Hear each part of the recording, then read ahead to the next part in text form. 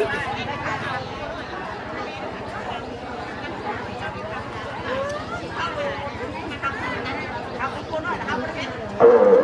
่อไปกับมีคนมาโอโซมุทนาอยู่นอกมาตาตือตาเสียงไหนทั้งพุทธศาสนาตาคือลาไม่ออกพ้นเนาะ พี่น้องเอ้ยอาบุญมาฝากกูสามสาวมาพระโอโซมุทนาน้ำจองแท้เล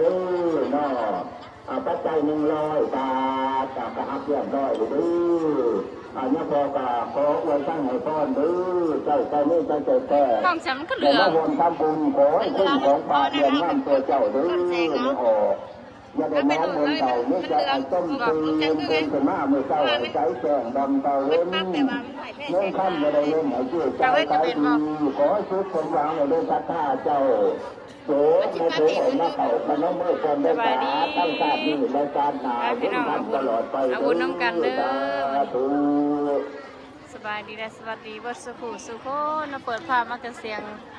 เซลอยู่พี่น้องดูทั้งสไลด์สุดๆดีเด้อพากันมาใส่บาตรอาบุญน้ำกันพี่น้องผูกปลาสีก็ได้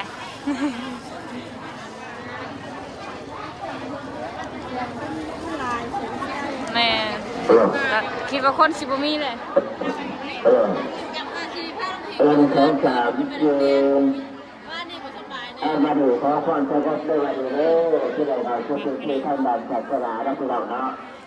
มาได้ยินที่เชื่อกันเลยแต่ใจคนไม่มาดีเลยที่เราได้ช่วยช่วยในการแต่ละรับสินเนาะ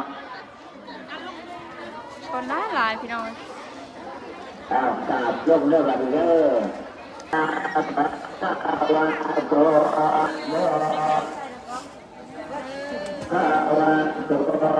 อะระหะโตสัมมาสัมพุทธัสสะนะโมตัสสะตุปัญจมาพุทธัสสะฝากเลิกอะพอดีมาเลยเป็นเองโต๊ะรับแล้ว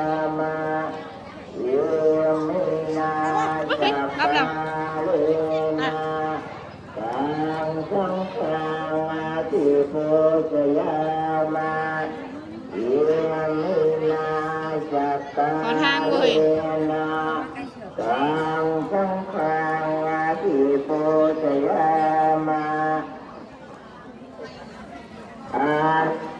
นี่ยสบายสัมโพธิภะคะวะนะโมตัสสะภะคะวะโตอะระหะโตสัมมาสัมพุทธัสสะนะโมตัสสะภะคะวะโตอะระหะโตสัมมาสัมพุทธัสสะพุทธาคุณนังธรรมะคุณนังสังฆาคุณนังพุทโธมีนาโถธัมโมมีนาโถสานุตุติยามปิสังฆังอนุวัตนังเตปิตังวามิทานังสาลานังกาจามิตายามปิตัมมังอนุวัตนังเตปิตังวามิทานังสาลานังกาจามิตติยามปิสังฆังอนุวัตนังเตปิตังวามิทานังสาลานังกาจามิอิติปิโสภะคะวะอะระหังสัมมาสัมพุทโธสุขโตโลกายุโตอนุตตโรโพลิสาธรรมตาราติสัตตาเทวมนุษย์สานังสกาวาติสกาโตภะคะเตติสุปฏิปันโนสาวกสังโฆสุปฏิปันโนภะคะวะโตสาวกสังโฆญาณปฏิปันโนสาวกสังโฆภะคะวะโตสาวกสังโฆญาติสังฆตาริ บุคานุอาตาปุริสาบุคารานิเอตาปะกาวะโตสาวกสังโฆอาหุนเนยโยปาหุนเนยโยขุนเนยโยอาจาริกาลานิโยอาโนตาระ ข้างไปเสียงเนาะ มีลูกเอ้ยค่ะให้ จีกระเจือย ไปจากการอยู่ที่เหมือนไล่ผู้ไปไล่ผู้ไปใส่ อย่านางมินเลยไปพี่น้องเลย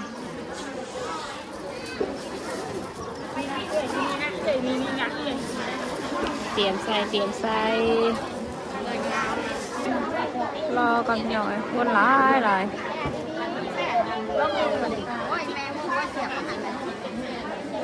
เสื้อขี้อะไรสัตว์ได้เหนียวไหมปะให้ถ่ายหนูก็หวานนึง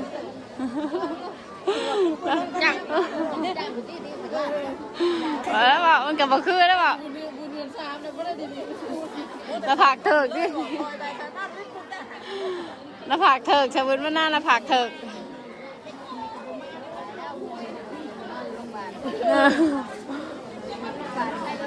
คอหักเลยดิบอลงพิธาเลยคอหักดิ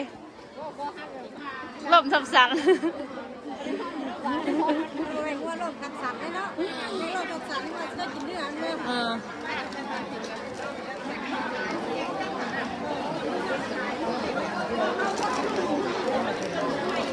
ถุงโลเลยเนาะ กว่าโลเป็นถุงโล กโลบ่ ใหญ่กว่าโลโลครึ่ง โดนกับครึ่งบ่ 2 โล โอ้โหพี่น้องเอ้ยในอ้วนมา3 บาทแล้วข่อยแต่งมา4 บาทเลย เต็มมาได้อยู่2 โลก็จะกินกับ4 บาทเอง แล้วเขาก็ 9 คูณกี่4 บาทมันนี่แบบเปลี่ยนมาเป็น3 บาท4 บาททั้งบาทสวรรค์ นี่โลครึ่ง บ่ได้ซ้ำกันบ่ค่ะซ้ำกันในอ้วน ซ้ำกันในสายซ้ำในสาย ยามใส่เป็นว่าใส่ขนมลายเต็มมาหน่อยวะ ตาไหนมอง ตา2 ตานี่แหละ อันนี้2 โล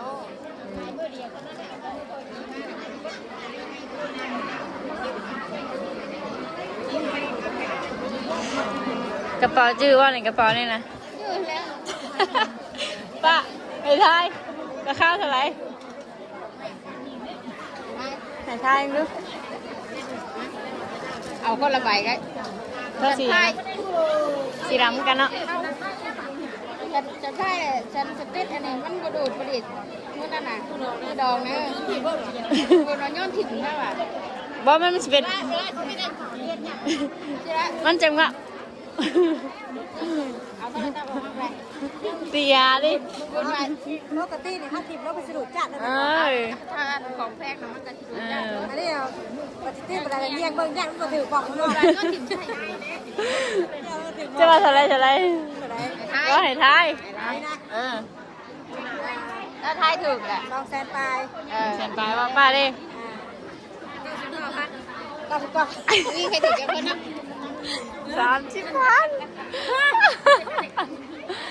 เออ 30,000กีบนี่ เออ 3 ใบร้อย3 ใบแสนเนาะแล้วมันก็ถูกแค่นั้นเขาบอกประมาณ200,000ปลายแค่นี้ แม่ถามว่าเป็นยี่ห้อดีนะป้า200,000ไป300,000ก็ยังมียี่ห้อนี้ ที่หอถือบอก ก็ถือดิบูชาเฮือเล็บ มันเละ เล็บ เขาขายเลย เบียดมาขาย ไม่ได้ ยังแบบยังแก้ทุงเขาประคักว่า เอาสาบาตั้งราคาสูงเลยนี่ล่ะว่าทางได้ทางกระแสนไป ชื่อว่าอะไรว่าแบบสลายนะก็ได้ผ้าต้องผ้าเด็ดๆนะมันกับพ่อผ้านะประตูราคาแพงผู้ใหญ่ให้แล้วไม่ค่อยผ้านะเสียดายมันดิ งามบ่ มันเงาแบบแม่นผ้าไปเวียกเป็นอย่างนั้นค่ายุ่นะ เบาธรรมดาค่าบ้านน้อย 3 ใบ 200,000ปลาย 3 ใบแสนว่าประมาณ200เนาะ เพราะว่า มัน100 กว่าบาท มาขายได้ก่อนมาขาย200,000ปลายแสนปลาย เน้น แสนปลายถามแล้วแสนปลายนี่เราขายส่งแล้วเห็นเมื่อว่าเมื่อ เดี๋ยวมาเซลมาเซลดิอันกอกูจะเพื่อได้สไลด์กองง่ายค่ะถุงทีนี้ก็ยังแกะไม่ได้อย่างเลยว่ะติดอยู่ ท่านยาง เออ เพราะว่าต้องถือใช่ไหม ของถือ ต่อเนาะ โอ้ยทำไมตอนนั้นจะได้บรมาเปล่าคือว่ามาขายลายได้ใช่ไหม ข คอยต้องการคนไปซื้อมาขายต่อ มีแต่ใบงามๆนะฮะ แต่ไทยไม่ขายเวลาซื้อใช้ไปถ้าน้องมาขายเซ็นไปเซ็นไป นี่แหละเดี๋ยวดึงเงินในกระเป๋าทุกคนถึงเวลาไปสร้างเครื่องก็ดึงเงิน งามเลยกว่านี่ผัก 3 แสน บ่ เครื่องไงป้า ดังเรียบร้อย จังเลยงามอยู่ ได้กระเป๋าก็ ตัวหนึงน่ะเพจหนึงน่ะ1,000 ปลาย2,000 ปลาย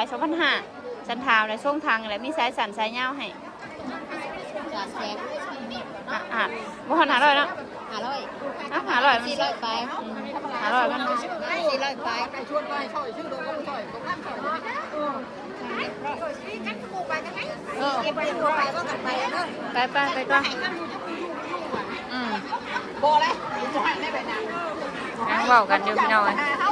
พี่นี่ก็เมฆเพี้ยนเกี่ยวกับทางที่สองเลยฉันก็ดีมากนี่นะ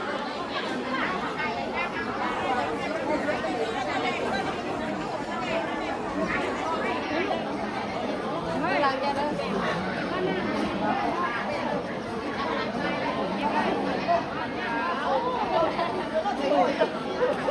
ควันสูงกว่าแล้วเขาควันสูงกว่าแม่ชื่อว่าเขาเป็นจันไงถึงไม่ได้ก้มเลิกถึงยางก็รอดอ่ะถ้าเราก้มเป็นคนสูงกว่า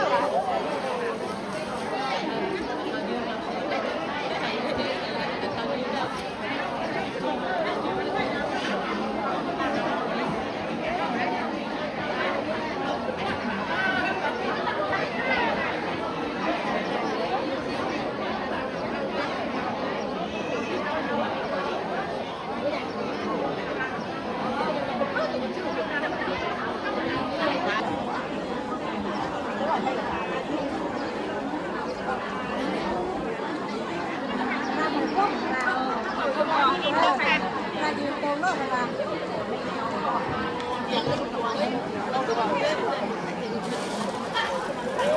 ก้มนั่นก้มก็เป็นแต่แม่มือคือได้แม่เขาเนาะ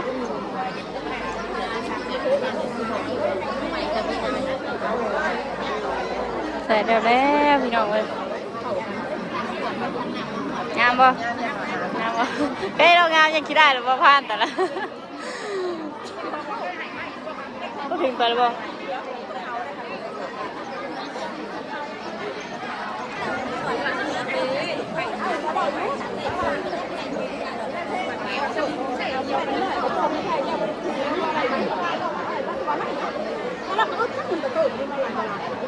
หัวเราปุ๊บจับไปเป็นเรื่องแล้วเนาะไปกันทั้งเข้าได้กันทั้งเข้าเนาะตัวเรายังไงแล้วก็มีเนี่ยประตูเขาเจ้าขายด้วยขายเนาะไปไปจะได้เลือกขายเพิ่มเนี่ยเนาะลูกๆเนี่ยได้บุญเนี่ย ชื่อเปล่าชื่อว่า อยากขายจะได้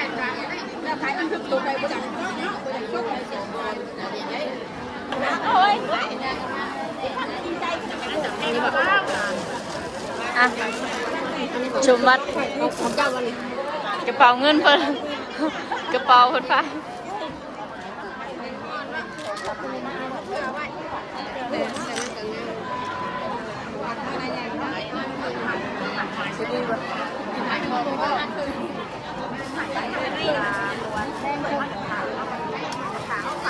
เฮ้ยครึ่งนึงอ่ะครึ่งนึงไปวัดเลยในมันติดแต่ชื่อในมันใช่ของไผ่ชาใช่ได้นะในห้างเนาะใช้แล้วยิ้มมันน่ะนะ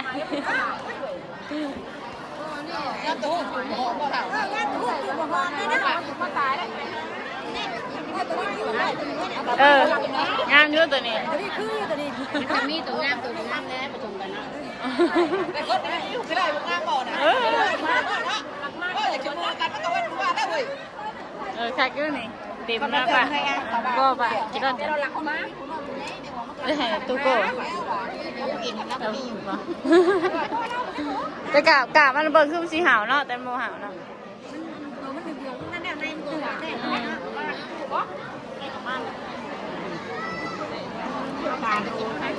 ใส่บาทน้ำกินไปน้ำคิดดีมากเดียว3 คนกินดิ ไม่บานพวกนี้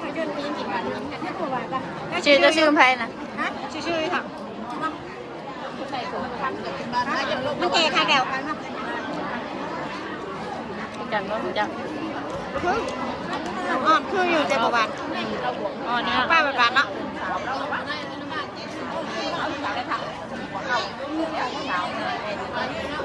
ชาแล้วก็เป็นเท่า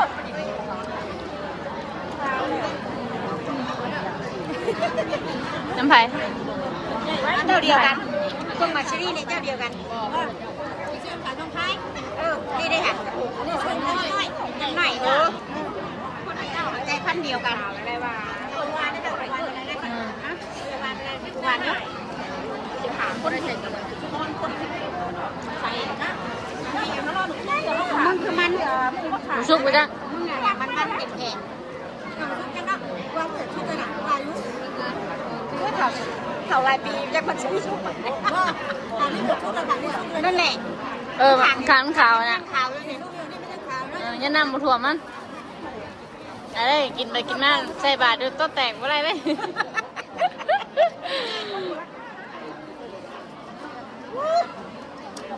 กูอยากได้กูได้ มันทันได้แก่ค่ะกูจ้ามันทันได้เต็ม บ่บางทีนี่มันอยู่ปากบ่อต้นเพิ่งอ่ะนี่หน้าบ่อถ่วงหน้าบ่อถ่วงเขามันขายงามเลยนะได้ได้แต่ว่านี่แหละให้แหละ เฮ้ยเอาเมื่อแล้วบอกอะไรเลย กูได้หมดเลยนี่แม่ก็คือของเขานี่ยังว่าใครแน่ได้เอาบ่อหน้าบ่อถ่วงหน้าบ่อถ่วงนี่แบบคนที่นี่บ่ใช่เนี่ยต้องเศร้าไปต้องเศร้าพันอยู่เอาบ่ขึ้น ทำไรดิ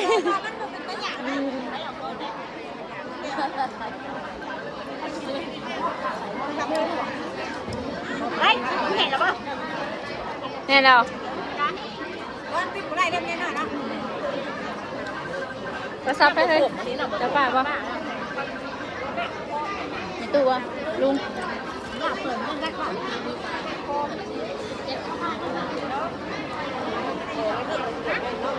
เนี่ยบวกนะ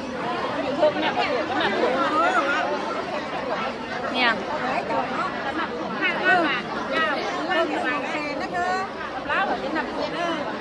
ขอเท่าไหร่ด้วยยังเพิ่งแชร์มาไปเฮ็ดมือให้ได้เลยนะเจ้าคนเอาบ่มาแทนหน่อยนี่เอาเจ้าดึงให้เฮ้ยท่านเป๊ะ ถัดไปพี่น้องเนาะโอเคคลิปนี้ขอจบไปก่อนเด้อเนาะคือเสียงโดนเติบอยู่ ถ่วงได้หนักกว่าถ่วงอะไรนะมันก็งามอยู่เหมือนจะดี เนาะพอกันคลิปหน้าเด้อปลาดุงคลิปนี้เอาบุญน้ำกันเด้อเขามาเบิ่งมาส้มคือกันเนาะที่สบายประเพณีเล่าเขาบ่คือกันบ้านนอกบ้านนากับในเมืองพี่น้องบ่คือกันเด้อเนาะบ้านเฮาสิใช้เรื่องแบบนี้ แล้วหนังบกปลากันไหน แชร์กดติดตามเราที่สำคัญกดคำโฆษณาเด้อพี่น้องเด้อวันนี้กินนี่บ่ได้มานำบิวนอนน้ำบ่ตื่นสวัสดีเด้อสวัสดี